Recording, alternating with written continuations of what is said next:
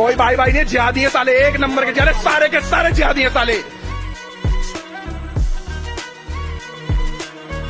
इनके कोई भी यात्रा है और कोई भी इनके त्योहारों बनने नहीं देना हिंदू इलाके के अंदर।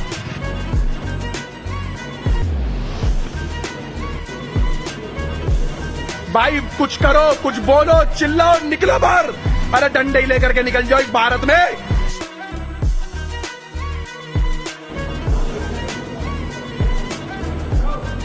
अगर तुम अपना बचाना चाहते हो ना, इनको सालों को खदेड़ो जहां तुम चाह दो।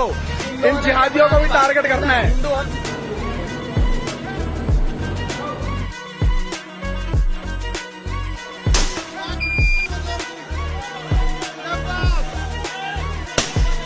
हाथ पे कलावा देख के, हाथ पे तरसूल देख करके हाथ काटे जा रहे थे वहां पर।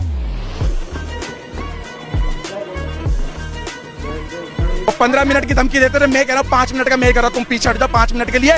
कोई संविधान नहीं बचाएगा, कोई पुलिस, कोई IAS, IPS कमिश्नर, DCP, कोई अधिकारी नहीं बचाएगा आपको। ऐसी की तैसी इनकी। तुम्हारे अगल बगल में कोई मुसलमान किराए पे रहता है, कोई भी है, पूरा बाइकआउट करो, बहिष्कार करो, उनसे किराए पे कमरा खाली करवाओ। तो हिंदुओं में आपको एक मैसेज देना चाहता हूँ, जहाँ आप ज्यादा हो वहां पर इनको भी ताजिए मत निकालने दो। बिट्टू बजरंगी की FIR की कॉपी सामने आ चुकी है। ASP उषा कुंडू मैडम ने जो अपनी शिकायत दी थी कि उन्होंने किस तरह से पुलिस के साथ मिस हैंडलिंग की, हथियार उनके पास थे, उनको पुलिस से छीना झपटा, ये सारी चीज़ें उसमें विस्तार से लिखी हुई हैं।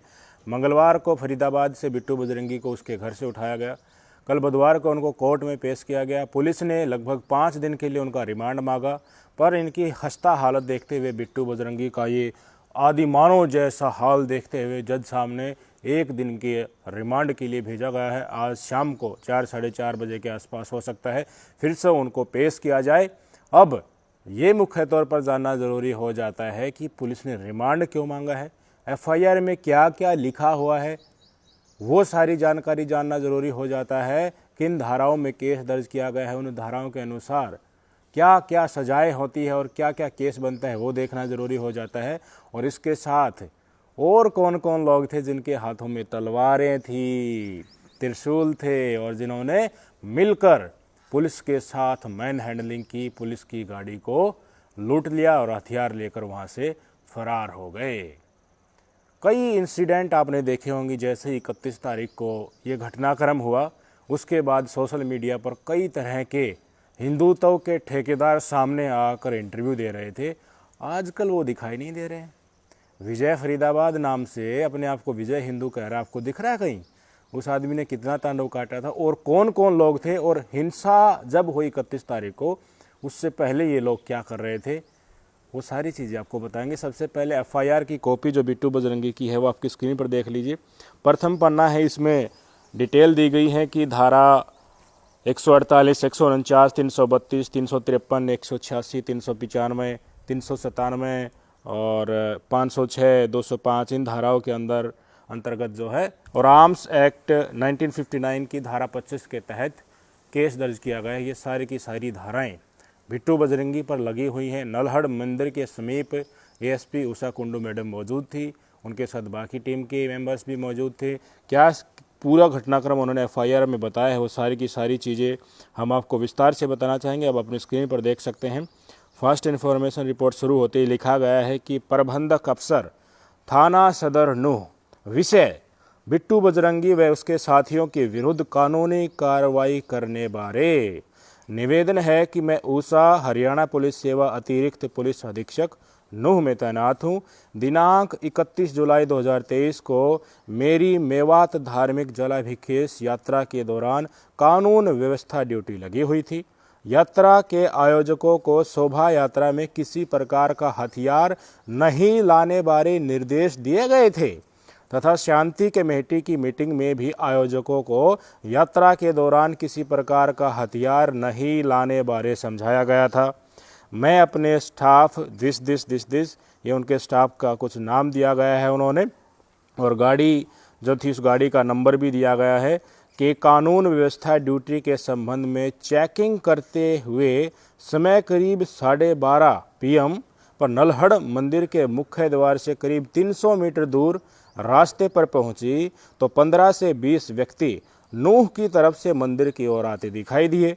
जिनमें कुछ के हाथों में तलवारें व त्रिशूल नुमा हथियार थे, जिनको मैंने अपने साथी कर्मचारियों व कानून व्यवस्था ड्यूटी के लिए रास्ते में लगाए गए पुलिस कर्मचारियों की सहायता से रोककर उनसे तलवारें व त्रिशूल छीनने की कोशिश की, तो वो एकदम तैश में आ गए। वह पुलिस के खिलाफ नारेबाजी करने लगे तथा मेरे व मेरे स्टाफ के साथ हाथापाई करने लगे, जिनमें एक का नाम बिट्टू बजरंगी सोशल मीडिया माध्यम से ज्ञात हुआ है, जो मैंने व मेरे साथी पुलिस मुलाजिम ने उनसे तलवारें व त्रिशूल नुमा हथियार छीनकर अपनी सरकारी गाड़ी में रख लिए। जिसके बाद बिट्टू बजरंगी व उसके साथी मेरी सरकारी गाड़ी के आगे बैठ गए और पुलिस के खिलाफ नारेबाजी करने लगे। इसी बीच श्री अशोक कुमार पुलिस उप अधीक्षक पुनहाना भी मैं स्टाफ के वहां पर पहुंचे और बीच बचाव करवाया। इसके उपरांत बिट्टू बजरंगी व उसके साथी एकदम से गाड़ी की पीछे की खिड़की खोलकर जोर जबरदस्ती तलवारों व त्रिशूल नुमा हथियारों को छीन कर ले गए। जो बिट्टू बजरंगी व उसके साथियों ने हम हथियार तलवार व त्रिशूल को छीनकर ले जाकर व धमकी देकर कानून के विरुद्ध कार्रवाई की है। अब तक मैं जिला न्यू में कानून व्यवस्था ड्यूटी में व्यस्त रही हूँ। उपरोक्त अपराधिकांड के अंदर फिर आगे सारी की सारी डिटेल दी गई है कि किस किस धारा के तहत इनके खिलाफ जो है केस दर्ज किया गया है, सारी की सारी लोकेशन दी गई है, समय सारणी दी गई है। ये बिट्टू बजरंगी और इनके साथ जो 15 से 20 लोग थे उनकी हरकत थी।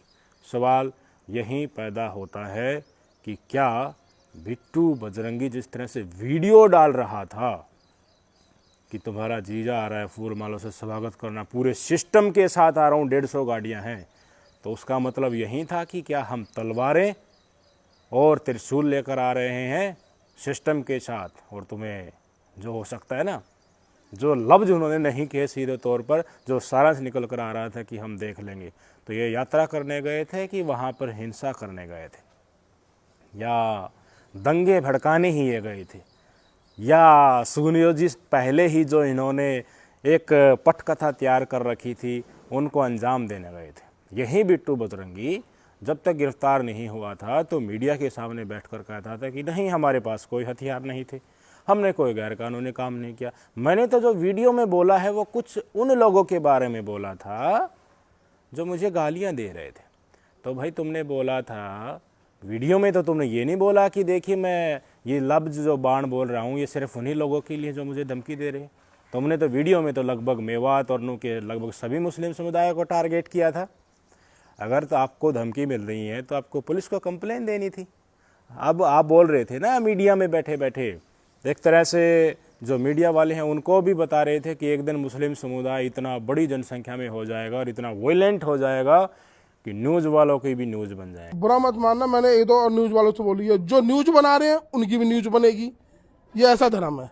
नहीं तो भाई साहब न्यूज़ वालों की तो न्यूज़ बनी नहीं, न्यूज़ वाले तो मेरी तरह ऐसे ही न्यूज़ बना रहे हैं।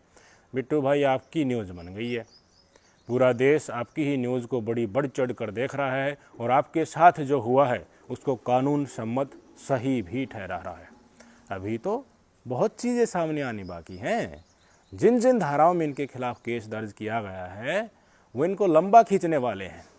ये FIR की कॉपी जो मैं अभी आपको बता रहा हूँ ये पहले ही पहुँच जाती है। जो तथाकथित हिंदू संगठन है ना, जिनको भारतीय जनता पार्टी की सह मिली हुई है, उनको पहले ही लगा हुआ था कि SP मैडम ने शिकायत दी है और पब्लिक डोमेन में ये सारी चीज़ें आ गई तो होने क्या वाला है।